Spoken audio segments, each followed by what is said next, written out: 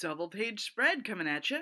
Brought to you by the fine people of DCBS, the discount comic book service, where you can get all the latest bundles of all the hottest books at tremendous deals, up to 50% off. So go check them out. You know, if you don't live near a good LCS, if you don't have that sort of relationship with your comic shop, go get a pull list at DCBS. They're always emotionally fulfilling.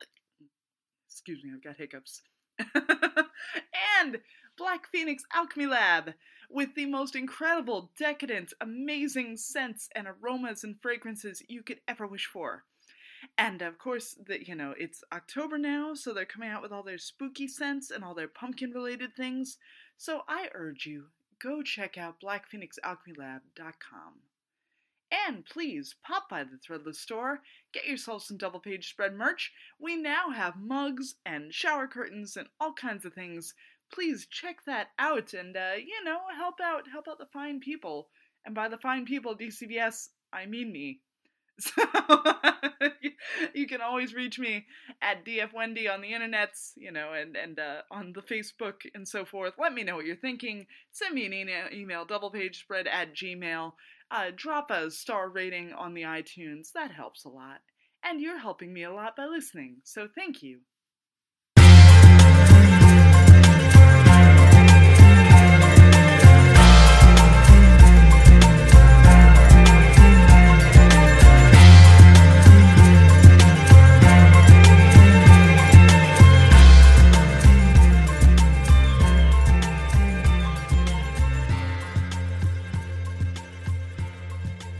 Hey there, welcome back to Double Page Spread. I'm your host, Miss Wendy Freeman, and tonight I'm joined by someone who I'm so happy to talk to, someone who I always feel ethically aligned with you, sir, Mr. Matt Miner. Hey, it's great to be here. I'm glad that we share the important things as well as comics. Yes, yeah, well, comics are the important things. So we're having this conversation because you are writing a GWAR comic, and this past weekend in Chicago we had Riot Fest, which is the big punk rock, festival thing, and the Village People were there. Which is bananas to begin with. I want to go see the Descendants and Rancid and the Village People. Yes, Yeah, right. But we had wondered, like, is it culturally insensitive not to call out the Village People on having a fake Native American stereotype? I mean, yeah, and my stance is probably they're getting a pass on it because they are kind of a cultural iconic band. Right, like do gay icons get a pass? If they started today, it would be really, really bad. It's like watching old 70s grindhouse movies, and it's like, damn, why you gotta rape everybody, And every time you turn around, Japanese movies, fuck, man. Oh my 70s, gosh. Oh yeah, being raped, and it's like, Jesus Christ, why can't they just, like once, why can't they have consensual sex? Just once. But yeah, it's like different time, and that wouldn't fly now. That's for sure. At the same time, I'm sorry, I'm such a big fan of those Maki Ito and all those Japanese things. Like I feel like a lot of them are so empowering. A lot of those women in prison movies are so empowering because, like, you get the girl gang together and they go and they fight the Yakuza, like all those female prisoner scorpion movies and stuff like that. I feel like their empowerment is more important than the exploitation of them. Right. I get that. Mm-hmm. I get that. And that's probably part of why I love Lady Snowblood so much, is because it starts from a rape, but then it becomes somebody else's journey, and yeah. I love that. I love that mom couldn't, get her own revenge, so she had a daughter who could, and I love that. Yeah, so I feel like I'm looking at Village People, and it looks like, I don't see the dude's bio, but he looks Native American now. So, do we also think that the Village People, do they support Blue Lives Matter? What about the cop? Oh, good Lord. Good God. There's a lot to question about the Village People. Stop. These guys aren't nearly as hot as they were in the 70s. No, they're not. They're not. Lord. It doesn't matter who you replace them with. There's a certain grimy 70s hotness to the Village People that you're not going to recreate, no matter who you put in the role. That cowboy? Oh my god.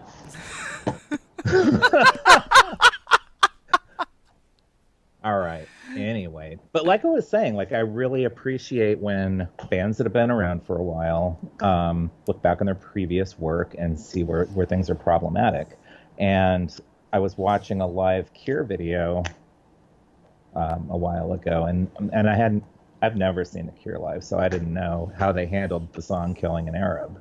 Mm-hmm. And they sing it "killing another" now instead of "killing an Arab." It's "killing another." And it's like, wow, that's really great. You know, they don't, you know, there's no hint of you know, there's not even the appearance of impropriety or racism in that song anymore. See, like, but that's also interesting because they could get a pass because they're referencing the Sartre book. You know, they're referencing The Stranger. So, I mean, if they wanted to say, well, we didn't write this line, but the fact that they're conscientious enough. Yeah, exactly. Yeah, they don't have to. They didn't have to, but they no, did. but they didn't want. It's like Minor Threat. Mm-hmm. You know, that song "Guilty of Being White," and mm-hmm. Ian MacKaye always hated that skinheads appropriated that song when he was making a deeper commentary than just than just what you see it on face value. And you know, but he had to explain himself over and over and over and over again with that song. Mm-hmm. You know, so anyway. Yeah, no, it's true. Or, I mean, Paramore had a thing where like they've cut like one of their most popular songs is like she calls a girl a whore or something, and she's conscientiously cut that. But it's like, oh well, she was 16 when she wrote those lyrics. You know, it's right. Yeah, but yeah, totally. And it's like I look back on a lot of the punk rock that I grew up with, like the Descendants. Holy crap, they have some problematic lyrics. I mean, like stalkery, nice guy, problematic stuff. And it's like I haven't seen the Descendants or all since, I don't know, I was probably 19, but I wonder how they handle that stuff now. Yeah. Well, I mean, Weezer are like the kings of stalkery, nice guy. Oh, Jesus Christ. You know? And it's weird. In the 90s, it was just like, oh, this is a great song. You know? And it's like, wait a minute. He's literally telling her, you're not allowed to go out without me or wear makeup unless I'm around. Mm-hmm. Like, come on, Weezer. What the fuck? Oh, sorry. No, you can curse. That's fine. I hear you. I was just talking to a friend yesterday about my very first comic that also went on Kickstarter. And how I had somebody on like an anarchist message board just blasting me. And the thing that they had a problem with was a variant cover that was offered through the Kickstarter where Yasmin Lang, the artist, had drawn one of the characters with bigger breasts than she had inside the comic. And, you know, she was completely covered. It was just, you know, a t-shirt and jeans type thing. And it wasn't sexualized at all. But because of that, I was being blasted as a total misogynist who was perpetuating this, you know, comic book fantasy world, and I hated women, and it was very like shocking. It was like, wow, that is not me. Yeah, no, if there's anybody I would not call out for something, it would be you. I was shocked, and you know, I mean, they really exposed themselves by saying, you know, when I read this and blah blah blah, I was like, it's impossible that you read it. It's not even made yet, you know. And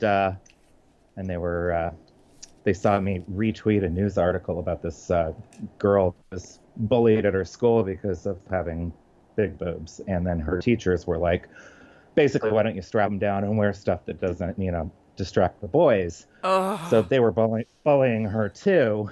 And so I retweeted a news article that someone had tweeted, and this person thought I was talking about them by retweeting it. It was very, very weird. So I think there was something else going on there than just me. Yeah, I think there was something But I else. definitely, it was a good reminder to, you know, really try and step out of yourself and look at your own work and how things could be interpreted. And especially if you care about not, you know, hurting people. Well, but you weren't, like, you shouldn't have to think of the consistency of breast size throughout once again, you should be more concerned with how she's dressed than how large she I feel like the fact that No, I know. yeah.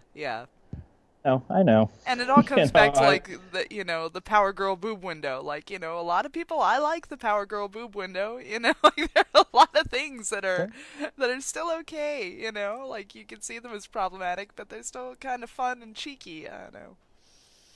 Sure. Yeah, I mean, I think there's a lot of stuff like that where it's like, well, maybe it's a little too much, but maybe it's not. I don't know. It's not up to me to say. I do a lot of deferring to people who know more about the problems than me. Yeah, yeah. As you should. I mean, that's that's the way of things. Anyway, so Yeah, but everybody likes to have an opinion, and nobody likes to listen. And I'm like, well, why don't you just listen to them? They're the ones. These are the people who are affected by the thing you're making. Why don't you listen to them? Maybe they have a different point of view than you. No, if I was that person, this is how I would think. Period. It's like, man, hate that stuff. It's like, come on. So you write a lot for Black Mask, who are I feel they're like the most progressive sort of punk rock publisher out there. They put out stuff like Kim and Kim, and obviously your Toe Tag Riot and Cal Exit. Like, they really have been putting out some excellent work. That's very, very relevant to everything. And I wanted to talk about them and talk about you, and sort of, do you feel like you have a responsibility in these times to kind of make this type of book? I tell you what, when things were a little less dark, I felt like I had a responsibility to make that kind of book. Now that things are, I mean, at least in the U.S., it's gotten a lot worse than it was, right? And I'm not going to point any fingers, but things are definitely worse if you care about people of color, women, LGBT people. Things are definitely going down a darker path, and so now I'm kind of wanting to tell stories that are a little brighter and more hopeful, more fun, and less politically charged, if that makes sense.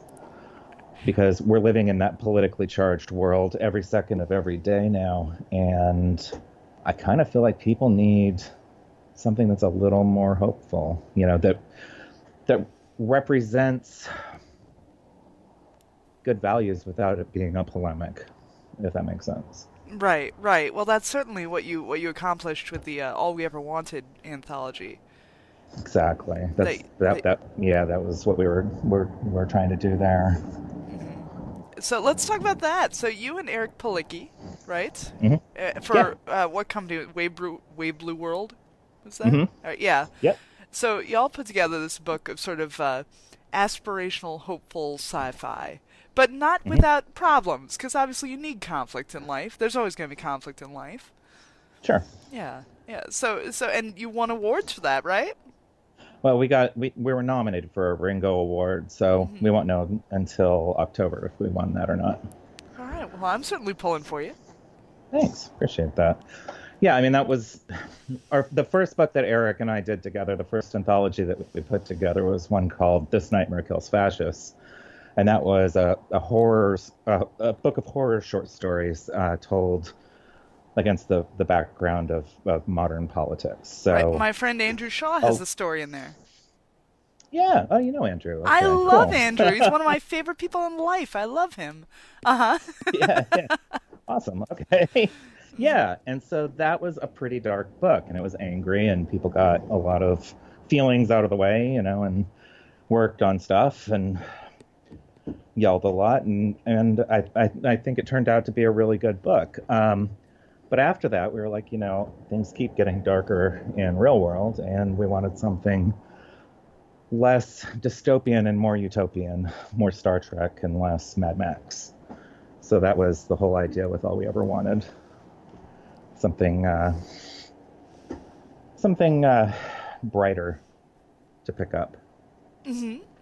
which is a great idea. Thank you. And you have Labrat, or not Labrat, I'm sorry, Labrator, that you're working on right now. Now, how is Labrator sort of different or connected to Liberator? So Liberator was the first part of the story with these people who put on masks in the middle of the night, and they go and wreck property and save animals and destroy the profit motivations of these animal abusers. So they'll get all the animals out and then burn down the building, for instance, so that their operations are destroyed. But so Liberator was the first part of that, and that was my very first comic series ever. That was the one that that person on the anarchist message board had a real problem with.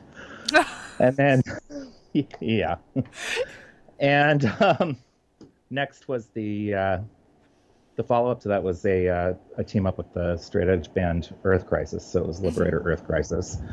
And then Critical Hit was the third part, where the two women from the Earth Crisis miniseries kind of take over the book. And it goes in kind of a survival horror direction. And then part 4 is Labrator, part 5. Part 5? It's Labrator is the final part. So Labrator definitely goes in a less realistic but more violent direction, as the girls are figuring out where they fit in this world and how the rules that kind of govern this underground movement work or don't work for them. And you definitely don't need to read Liberator and the books before it to be able to pick up Labrator. No, not at all. No. And that's why we named them differently, so people don't feel like, hey, do I have to buy, 4 different series to get into this? We thought it was a wise move to, have new names on these so that, people didn't feel intimidated to just jump in. Were you a fan of, did you ever read The Plague Dogs by Richard Adams? I didn't. I was meant to, but I've read Watership Down probably 30 times. I know, it's my favorite book. But yeah, Plague Dogs is excellent, and there's a great movie of it too. There's an animated movie of it. Is it as brutal as the Watership Down movie? Of course it is. But the whole thing is like, there's like of course it's these two, and it's very, very much like We Three in this regard too. Like it's about these two dogs who escape from this lab, and they've been doing the brain surgery on the one dog, and so he's very, he's mentally ill, or all these problems. So the other dog is like just trying to lead him and trying to get him home, and they had this like Scottish wolf or something who's got this thick accent who's helping them out, and it's it's very tragic and heart-wrenching. Yeah, I mean, that sounds right up my alley. I don't know why I've never read that. Well, it's like reading, because like you're reading this Scottish accent. It's very much like trying to read a Faulkner or something. Like sometimes it's just hard to try to get through reading accents. Like the way it's all written out. So that was the problem I had with it. But I prefer Watership Down a little bit more. Yeah. Well, as far as reading accents go, like I really love Irvine Welsh, so I'm used to the Scottish accents and Scottish slang, so maybe I'll grab a copy. Yay! I'm glad. I mean, I've heard of it a bunch. I'm aware that it exists. I just never got around to reading it. So yeah, it's super right up your alley. You totally need to. And it's interesting thinking about that and thinking about like We Three, the Grant Morrison book. It's so great. It's kind of interesting how like most of the stories are told from like the animal perspective, and this is much more of a story of humans acting on animals' behalf. Labrator is definitely the story of these two women who were taking action on behalf of animals. In Labrator, some of the animals that they save become characters in kind of a nod to We Three or Plague Dogs, I guess. But it's definitely the story of the women first. Now, it's not a book about animals. Yeah, let's talk about your own personal history and your own involvement in working with animals and this sort of liberation movement. You and your wife have done a lot of stuff rescuing animals, yeah? Yeah, that's true. We met at an anti-vivisection protest. We got engaged at the Animal Rights National Conference. We got married at a farm sanctuary, and then we started a pit bull rescue we started rescuing pit bulls, and then we joined a rescue. So there's 3 of us in it, and we've been rescuing dogs for about 10 years now. So that's really sweet. Thanks. Your whole relationship is really sweet. That's great. Yeah, it's very based on animals. I don't know that there's anyone else out there that would put up with either of us because we're so animal focused. You know what I'm saying? Mm-hmm. How do you get involved with things like stopping dog fighting and stuff? It seems like that takes a lot of courage. That takes a lot of guts to do that. Yeah, I mean most animal rescue is pulling from the shelter before they're put down, or finding dogs that have been abandoned, on the beach or whatever. Actually going and, tangling with dog fighters is a little more rare. But yeah, I mean, it's a little nerve-wracking when you're entering some abandoned building that's being, used to house fighting dogs, and you don't know what you're going to find on the other side. It can be a little scary. Yeah. So, also, I'm curious about this idea of, what these girls are doing, and how it's so based in reality. And I'm sure probably a lot of people have had blowbacks at you, about well, is this encouraging people to go do dangerous situations? Right. I've had more blowbacks from people going, well, is this encouraging terrorism? Right. And no, it's not. I mean, is writing The Punisher encouraging, mass murder of drug dealers? No, of course not. It's a comic book, But it does encourage a lot of really stupid shit, Look at everybody who's co-opted the Punisher. I think Matt Rosenberg is doing a good job of trying to curb that right now, so gotta give him props for that. But it's another thing where people just co-opt that logo for anything. It's amazing to me how people co-opted the Punisher. I know. Yeah, I'm a cop. I'm a fireman. Punisher. It's just that macho thing, I'm surprised there isn't a Punisher logo with Trump's hair on top of it. I think there is. That doesn't surprise me. I mean, it's just that macho thing that, that kind of fuels some guys, this idea of like being a tough guy. And, I don't understand it. I mean, I got over that stuff when I was a kid. Like, of course I would read Punisher and be like, yeah, he's badass. I want to be like that. But I was a kid, I grew up. I realized there's more to life than wanting to, gun down crack dealers or. Is there though? But yeah, I mean, it's just this macho belief of like, testosterone and power, this power fantasy that drives some people, and I would rather put my work into helping other people or helping animals. That's my thing. Although you are a person who believes in taking action. Like, I feel like there's that sort of vast difference. Like, there's so many people who talk about things and, change the color of their Facebook icon or whatever and feel they're making some sort of keyboard warrior statement, versus people who are actually getting out there and saving, saving battered dogs or whatever. Right. I mean, it's not for everybody, but, to each to their strengths. And, I don't know what to say with this stuff. I feel very uncomfortable when people are praising me or whatever for helping animals. It's just, it's just what I do. And it's not for everybody. I'm not saying everybody needs to, but, everybody can make some sort of effort, is my opinion. Yeah. This makes me think about, like it's always been so acceptable and cool, like when punk bands are political or stuff like that. Yet there's still sort of like an uncoolness to comic books being outwardly political. Like do you see that? Do you ever think about that? I think there's a coolness to comics being political. It just depends on who you're talking to. Right now, of course, there's a lot of blowback to comics with their politics on their sleeve.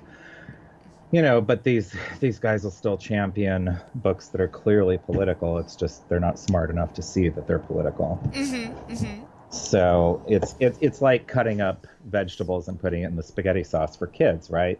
Like they're eating their vegetables, but they don't realize it. And most of the comics that these guys are into, the mainstream comics, those politics are there.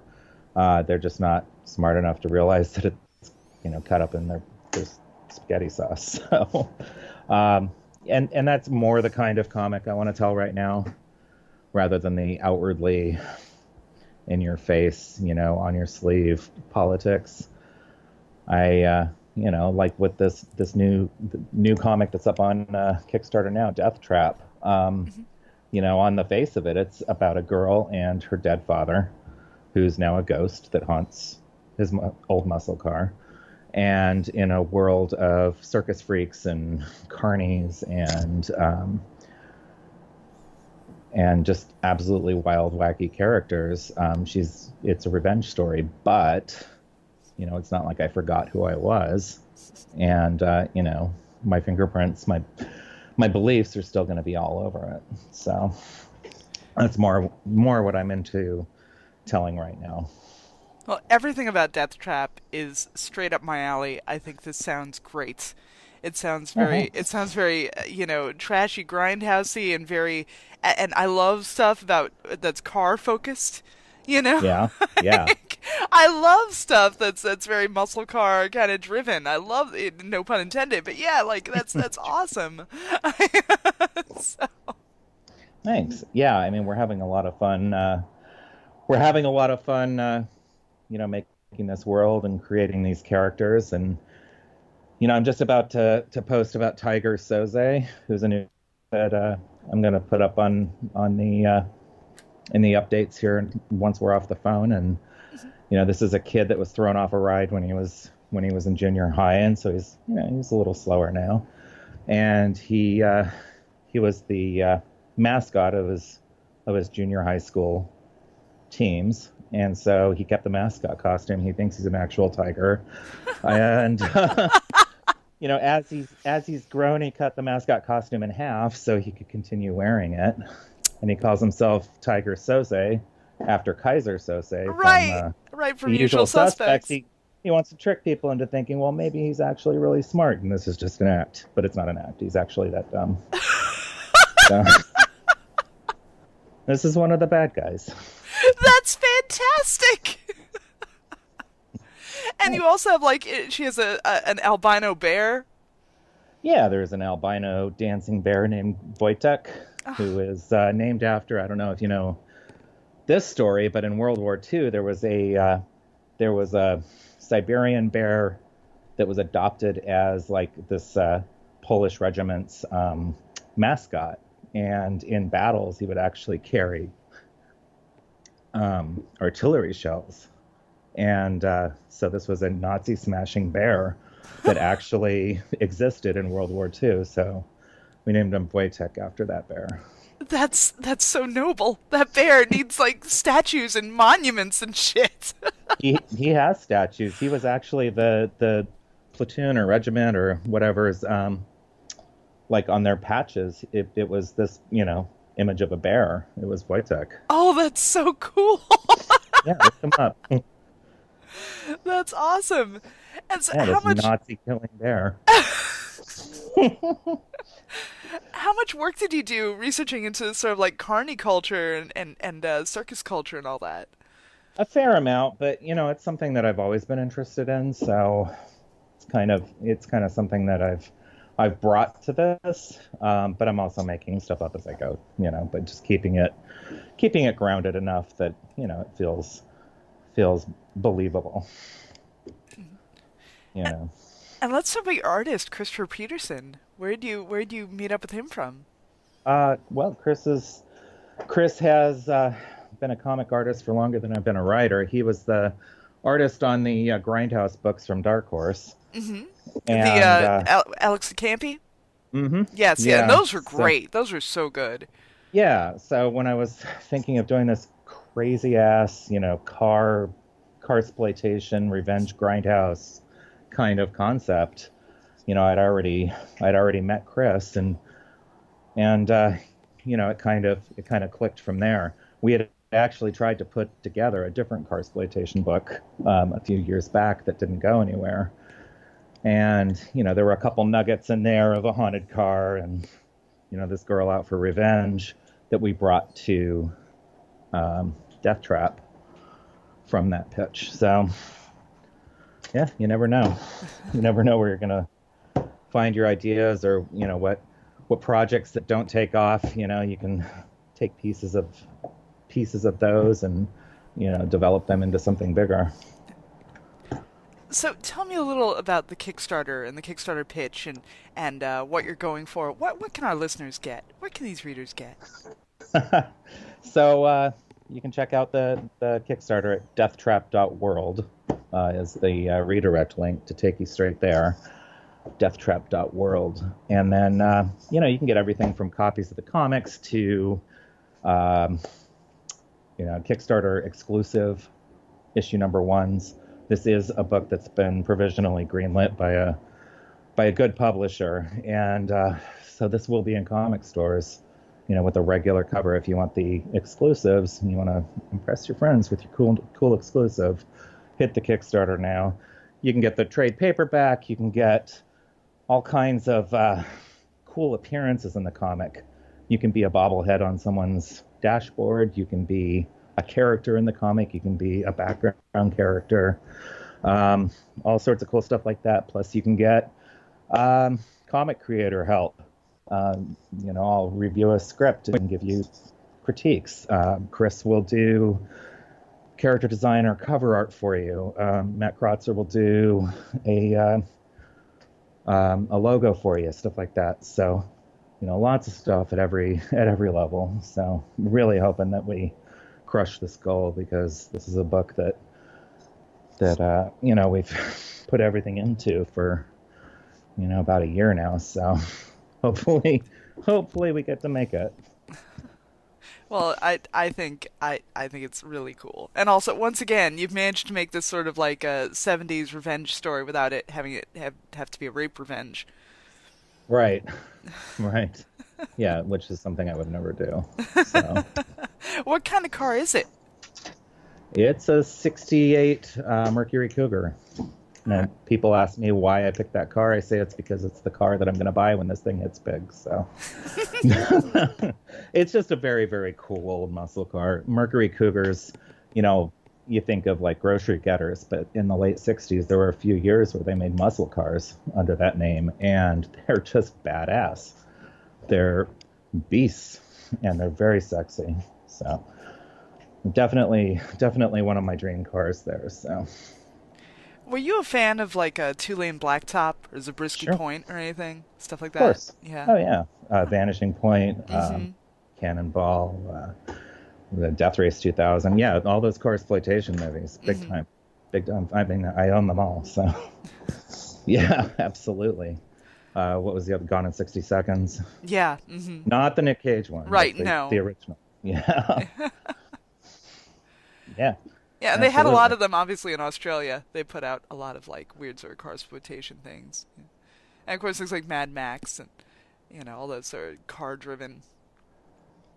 Absolutely. Mad Max, that opening chase scene is one of the best car chases in cinema history, I think. Oh, absolutely. I mean, I'm a French Connection girl, but yes. Oh, yeah. No, that's a great scene, too. That wasn't even authorized or legal, was it? No. They were just doing that shit in the middle of New York City. Yeah, well, the movie that I think also has a really great underrated car chase was the 7-Ups with Roy Scheider. Never saw that. So it was sort of like an unofficial French Connection sequel because he's basically playing the same character, and yeah, there's a really famous car chase from that that's perfect. Huh. So yeah, I like. I just Googled it, and the car chase scene is one of the first things. Mm-hmm. Oh wow, yeah, and the cars are all beat up. Oh man, that ain't right. I hate seeing these classics get destroyed on film. It just bums me out. And I'm really, really hung up on a lot of Italian Eurocrime films, and they filmed all of those guerrilla style. Like they filmed all these car chases without like letting anybody know it was going to happen, you know. So you just see all these 70s cars just smashing up nonstop, and you have to wonder what the hell with what these other people on the road have to do. Seriously. I'm just trying to commute to work, and somebody's got to be filming a car chase. Yeah, I mean, I can't imagine that being done today. But we have some great film. Was anybody hurt in the French Connection chase? I don't think so. I hope not. Yeah, I hope not too. Yeah. And Bullet, although it's so funny if you watch that scene from Bullet today, like it just seems so tame. Mm-hmm. Because we've had so many incredible car chases since then, but that was, that like really innovated how they shot car chases. Yeah. What do you think of the Fast and the Furious movies? I love them. Yeah, me too. I do, because once again, I love them because they're ridiculous. So what's that? They're ridiculous, and they keep being more ridiculous. I know. They're so fun, People make fun of me for loving those movies. It's like, what do you have against fun? Yeah, they're unapologetic about what they are. That's what makes them. It's not going to win any Academy Awards. I get that. That's not what it's there for. No. Yeah, it knows what it is. Although, I mean, I was so excited for Hobbs and Shaw because they're the best characters. But I felt kind of let down by Hobbs and Shaw, and I feel guilty about that. Was it not car centric enough? I haven't seen it. Well, it was that, and it was like you suddenly had an appearance from Kevin Hart trying to be funny in the middle of it, and stuff like that. I heard about that. Yeah, not good. So it's like the humor of the movie is the dynamic of Hobbs and Shaw. Like that's what you're there for. You want to see them insult each other. Right. I don't need anybody else trying to jump in and be funny too. Keep the funny down, Kevin Hart. Yeah. I heard Ryan Reynolds makes an appearance in that too. Oh! Is it that bad, huh? Well, or is that a good? Is that a good? No, that was a bad. And I realize I'm very unpopular in this opinion, in that like I hate Deadpool and I hate Ryan Reynolds being meta and cutesy, and he shows up and he's all meta and cutesy, and it's like why did you have to come in here? Oh. No, it's okay, Ryan Reynolds. I still like you. You and everybody else can console Ryan Reynolds. I'll stand alone on my Ryan Reynolds hate island. Fair enough. Mm-hmm. I think he's over it. I think he's rolling in money and good looks. He's over it. Must be rough. He doesn't care what Wendy Freeman in Chicago thinks. Yeah. He's friends with Taylor Swift. Is he? Well, his wife is. I had never heard a Taylor Swift song until the other day. Really? Yeah. How did you get around this? Did you not go out in public? Do they play them in public? I don't know. Not the places I go. I don't go to bars or anything. Not the grocery store? You don't go to the Whole Foods? I mean, I go to grocery stores and I hear like Ramones music now, and it makes me feel old as hell. I heard The Cure at the grocery store the other day. Back to The Cure again. I was like, man, seriously? Once again, let's also state that old Robert Smith is somehow cooler than Morrissey. Oh, duh. He did some press conference where he said something very funny. Like Robert Smith is very quippy and very charming, and he somehow aged better. Yeah. Oh, he didn't age with brainworms, you know. I mean, something is it hurts me. It hurts me a little bit because Morrissey and the Smiths were such a big part of my, growing up years, and now he's such a weirdo, a racist weirdo. I just like, what happened to you, man? What happened to you? We played Meat is Murder at our wedding reception. I mean, what happened to you, dude? Well, it's funny because speaking of Riot Fest, so like when he played Riot Fest a couple years ago, he made all the food vendors not sell meat during his set, which, I mean, that's his preference, whatever. But Sure. but the fact that he went on an hour late. Like, he went on an hour late, and a bunch of these food vendors, apparently, like, all their stuff went bad, like, they lost a lot of money. Like, dude, I'd be way more forgiving if you just went on time, you know? Yeah, that sucks. I don't know. I mean, I think it gives, because I'm vegan. I don't eat meat, and I think it gives us a really bad name when he has, these pro-animal but anti-Muslim views. It just blows my mind, and it's like, man, just stop being vegan because you're not doing us any favors here. You racist weirdo. So, yeah, I'm not a fan anymore. It's hard, But things we are a fan of. So, GWAR. Mm-hmm. So, let's talk.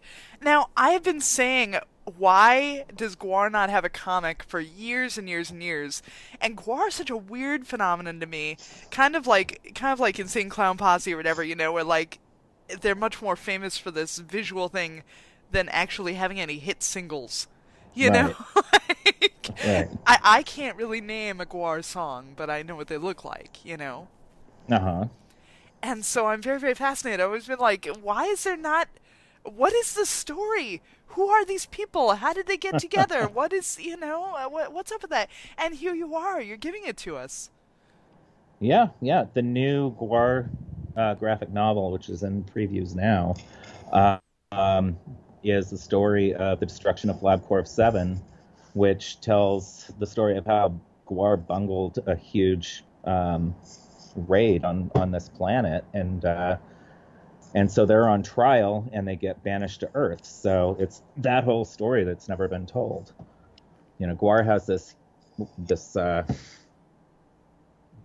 mythos that spans back millions of years, and they're aliens from this planet named Scumdogia, and they were banished to Earth by their master for screwing up this battle, and they were frozen in Antarctica for millions of years until Sleazy P. Martini, their current manager, found them and unfroze them and turned them into rock stars. So that's the short of it. But they are alien warriors and just forces of chaos from another planet. That's fantastic. I've never known this. Yeah. So there's a deep mythos, and it's fun being able to play around in the GWAR world, So it's kind of like the metal / punk version of playing around in Gotham, So it's like I get to write these. It's kind of cool. How much input does the band have? Like, did they already have these concepts of where they're from and what's going on? Oh, sure. I mean, ever since the band started, they've had this mythos, and then each tour is another story. So they have the stage act, and that's them telling this new chapter of their mythos. So GWAR has 35 years of human history behind them, and all these stories and all these characters, and so I have all that to work with, and then I'm working closely with Matt McGuire, who's been Sabor Destructo's human slave for about 30 years in GWAR, and he runs the slave pit and is one of the foremen over there, in charge of all the prop construction and all that stuff. So he's also a comic artist, and he's one of the artists on the new book. So I've been, co-writing with him, and he's one of the artists. He was one of the artists in the Orgasmageddon series from Dynamite too. Well, I'm glad that human slaves are out there getting things done. Yeah, absolutely. It's a lot of work, but it's so much fun, and it's great to be able to write in, say, a Parappa the Rapper joke in the new book. It's like I did that. That was me. Well, also, didn't they have a female lead singer for a brief time? For a very brief time, yeah. After Odorous died, they brought in Blothar. Wait, so someone legitimately died? Yeah. Odorous Urangos, the lead singer for a long, long time, died, and so they brought in 2 new singers, kind of like a co-lead. So they had a woman, and they had Blothar, who's the new head of GWAR, who, in real life, he was the first Beefcake the Mighty back in the day. So he's been in the band for forever, but he's a new character now. And that woman, they had to split ways for reasons of drunkenness and safety. So Aww. That's all I can say. I mean, when you're doing that kind of, stage acrobatics and stuff, you can't be wasted. You have to be on your game, mm-hmm. or people could get hurt, So that's what I've heard. I'm so glad to get the GWAR dirt from you. Yeah. Yeah, I mean, I don't know how much I should be telling, but yeah, I mean, everyone knows that she was drunk all the time, and that's a problem when you're doing all this stuff that requires stage fighting and acrobatics and all kinds of heavy props and that's pretty dangerous.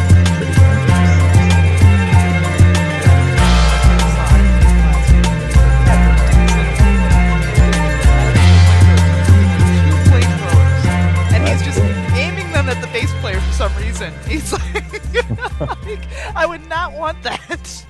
Wow. Yeah, definitely. So yeah, I mean, doing GWAR is kind of like one of those bucket list items, and I'm really glad that it happened, because who knew that I would be able to ever check that one off. Most people want to do Spider-Man or Batman. I wanted to do GWAR, and I'm doing it.